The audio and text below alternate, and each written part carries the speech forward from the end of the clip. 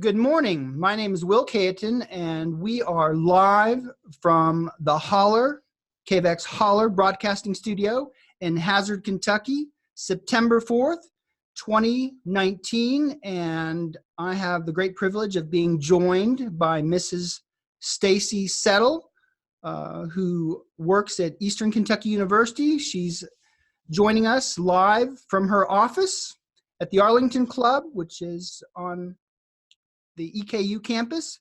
So I'm going to hush and step aside, and Stacy is going to share a little bit about herself and her background and what she does for work. And she's going to spend a little time talking about her story and journey because it's very powerful, very rich. And she is the featured keynote at this year's KVAC Student Transition Conference on October 18th, which is a Friday, at Big Sandy Community and Technical College, the Prestonsburg campus. So, Stacy, the stage is yours.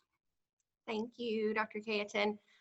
First of all, I just want to say I'm so excited to be back this year. I had a great time. I'd never been to Prestonsburg before, so that was fun to get to see another part of the great state of Kentucky. I was born and raised here in Richmond, and I've stayed here all my life, so it's always fun to get to go someplace new, so thank you. So like I said, I am from here in Richmond. I attended EKU, and my story, I feel like it's one of overcoming obstacles. I was born with a rare heart condition that later developed an aneurysm, and you can probably see, and I purposefully wore this because I had open heart surgery, and I'm very proud of my scars and my story because I feel like it's a big part of who I am. At times my parents wondered, would I be able to go to college? Would I be able to have a normal job? Would I be able to just live a normal life and enjoy things that other people were able to? So I made the decision to stay here. I thought about going away. Had my sights set on a college in Tennessee, but the more we thought about it and the more we talked about being 8 hours away from mom and dad and 8 hours away from my doctors, it just wasn't going to work. So I reluctantly, don't tell anybody at EKU this, reluctantly decided I was going to go to EKU. So I wasn't thrilled about it, wasn't happy to be there. But the more I was there and the more involved I got on campus, the more I realized that I could do it. I could be a part of something bigger, found groups to be a part of, worked with the Office of Services for Individuals with Disabilities there on campus. And that was a big step for me, to admit that I wasn't perfect, to admit that I needed a little help, as we all often do. Sorry, get a little teary. But I found the help that I needed. And whether it was getting a little extra help registering for my classes, whether it was getting permission to take digital notes instead of writing on papers that my hand wouldn't cramp up with some other medical issues I have, whatever it was, they made those accommodations for me. And I feel like the more that I was able to accept that help, the more I was able to succeed. And I think I had to admit that I needed a little bit of extra help and that was okay. That didn't mean I wasn't smart. That didn't mean I wasn't a good student. But it just helped kind of level things out so that I could succeed in college. And I think one of the moments that I realized I needed help was I was running across campus because I was very late to class, and my heart started palpitating. This was before I had my surgery, so it did that a lot. Heart starts racing. I almost collapse. I stop on my run because I'm not supposed to run. And I was like, what am I doing? And I started crying. And eventually I did make it to class. But it was after that that I admitted I need a little help. I was able to get closer parking. I was able to talk to the office and see what they could do for me. And then before I knew it, I'd become a tutor on campus. I'd become a member of one of the most prestigious organizations on campus. I was holding down a job. I was doing full-time classes. I was still able to do things with my family and friends because I was brave enough to say, I can't do this on my own. I need some help. And so I feel like it's just been a journey. of that, of saying, I need a little extra help and that's okay. Ultimately, I ended up having my open heart surgery right after graduation. So that was a lot of fun, right as I was getting into what I call my big girl job here at Arlington as part of EKU. And so that was a challenge too, but even to see how my new coworkers and all the people at EKU rallied around me to offer that support, it truly felt like a family, and like I had the support I needed to continue.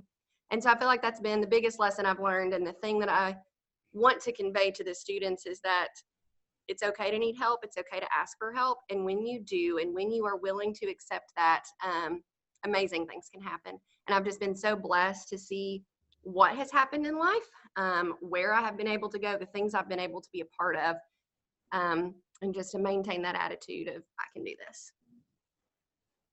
Amazing. I'm getting emotional listening to you, and we know each other well, and every time I have a chance to visit with you, it inspires me, and I get really emotional.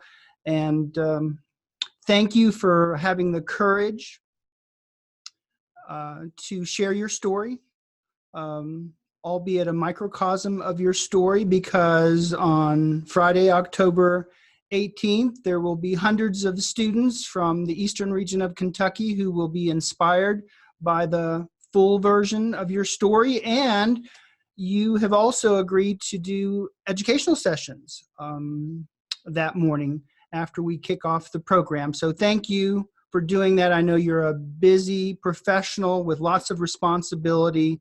And so I cannot thank you enough, Stacy, for taking the time to visit. And this is a little video vignette that I'm going to send out to the teachers probably tomorrow. And hopefully it will inspire them to RSVP their staff, their students, to the upcoming KVEC Student Region-Wide Transition Conference. Stacy, thank you so much for being a partner to the great work that we're doing here, and have a wonderful day, wonderful rest of the week. As always, we'll holler at you later, since we're live from the KVEC broadcasting studio here at the Holler.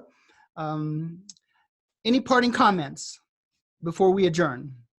Yes. So I just want to say that it was very impactful for me as a presenter last year to get to talk to these students, to hear about their stories, to develop a little bit of a relationship with them.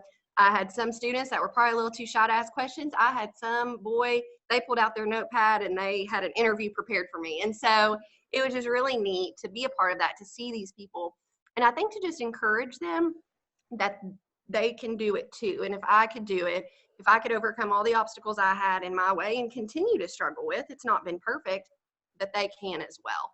And I apologize that I am so emotional. It's just something I'm very passionate about. That I think about the people who have invested in me and the people who have pushed me and been my support. And I just want to be that for other students. So thank you very much for having me. I hope to see lots of students and teachers on October 18th, and holler loud, holler proud, right? Yes. Thank you. Thank you. Have a wonderful day. Bye-bye, Stacy. We'll see you soon.